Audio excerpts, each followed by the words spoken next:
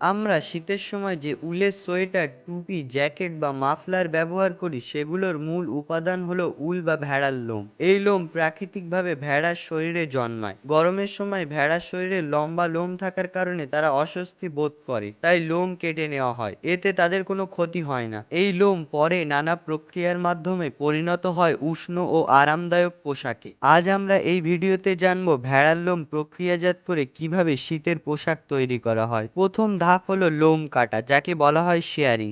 এই কাজ সাধারণত বছরে একবার করা হয়, বিশেষ করে বসন্ত বা গ্রীষ্মের শুরুতে। ভেড়ার শরীরে লম্বা লোম জমে গেলে তা শরীরের তাপ ধরে রাখে, ফলে তারা গরমে কষ্ট পায়। তাই বিশেষ প্রশিক্ষণপ্রাপ্ত কর্মীরা ইলেকট্রিক ক্লিপার বা বড় কাঁচি দিয়ে খুব সাবধানে লোম কেটে দেন। এই কাটা লোমগুলো বড় বড় বস্তায় ভরে সংগ্রহ করা হয়। এরপর সেগুলো কারখানায় পাঠানো হয়, যেখানে শুরু হয় পরিষ্কার করার ধাপ। এই ধাপে লোম থেকে ধুলো, ঘাস, মাটি ও প্রাকৃতিক তেল জাতীয় পদার্থ আলাদা করা হয়। কারণ লোমে ল্যানোলিন নামে এক ধরনের তেল থাকে, যা ভেড়ার শরীরকে ঠান্ডা ও ভিজে যাওয়া থেকে রক্ষা করে। গরম পানি, সাবান এবং বিশেষ ঘূর্ণায়মান যন্ত্রের সাহায্যে লোমগুলো ধুয়ে নেওয়া হয়। একাধিক ধোয়ার পর লোম পুরোপুরি পরিষ্কার হয়ে যায়। ধোয়া শেষে সেগুলো শুকানো হয়, তারপর মান অনুযায়ী বাছাই করা হয়। নরম ও সূক্ষ্ম লোম রাখা হয় পোশাক তৈরির জন্য, আর মোটা বা রুক্ষ লোম ব্যবহার করা হয় কার্পেট, দড়ি বা কম্বল তৈরিতে। একই সঙ্গে লোম থেকে আলাদা হওয়া ল্যানোলিন সংগ্রহ করা হয়, যা দিয়ে তৈরি হয় বিভিন্ন সৌন্দর্য সামগ্রী, যেমন লোশন, সাবান ও ক্রিম। পরিষ্কার লোম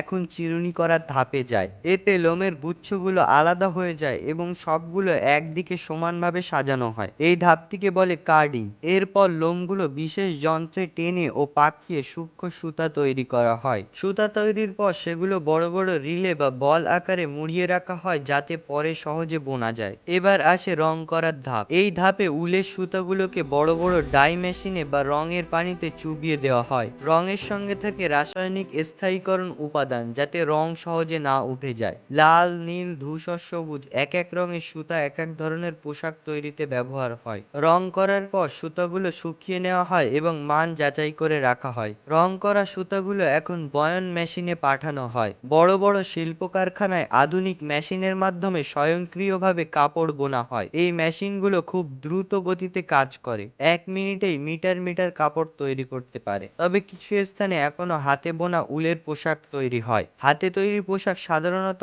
আরো নরম, সূক্ষ্ম ও দৃষ্টিনন্দন হয়। বোনা কাপড় তৈরি হওয়ার পর সেটিকে ধোয়া, টান দেওয়া এবং মসৃণ করার মাধ্যমে আরো নরম ও টেকসই করা হয়। এরপর বোনা কাপড় নির্দিষ্ট মাপে কেটে নেওয়া হয়। ডিজাইনাররা পোশাকের ধরন অনুযায়ী অংশগুলো আলাদা করে কেটে সেলাই মেশিনে জোড়া লাগিয়ে তৈরি করেন সোয়েটার, জ্যাকেট, স্কার্ফ, টুপি ও গ্লাভস। সব তৈরি পোশাক মান যাচাইয়ের ধাপ অতিক্রম করে। প্রতিটি পোশাক পরীক্ষা করা হয় যেন সেলাই ঠিক আছে, কাপড়ে কোনো ত্রুটি নেই এবং ব্যবহারকারীর জন্য আরামদায়ক হয়। তারপর সেগুলো বাজারে বিক্রির জন্য পাঠানো হয়। ভেড়ার লোম থেকে পোশাক তৈরি এই পুরো প্রক্রিয়া অনেক ধাপের মধ্যে দিয়ে সম্পন্ন হয়। প্রতিটি ধাপেই শ্রম, যত্ন ও প্রযুক্তির ব্যবহার রয়েছে। এতে ভেড়ার কোনো ক্ষতি হয় না, বরং নিয়মিত লোম কেটে দিলে ভেড়ার শরীর ও সুস্থ থাকে। এই প্রক্রিয়াটি একদিকে প্রাকৃতিক সম্পদের সঠিক ব্যবহার, অন্যদিকে অনেক মানুষের জীবিকার উৎস।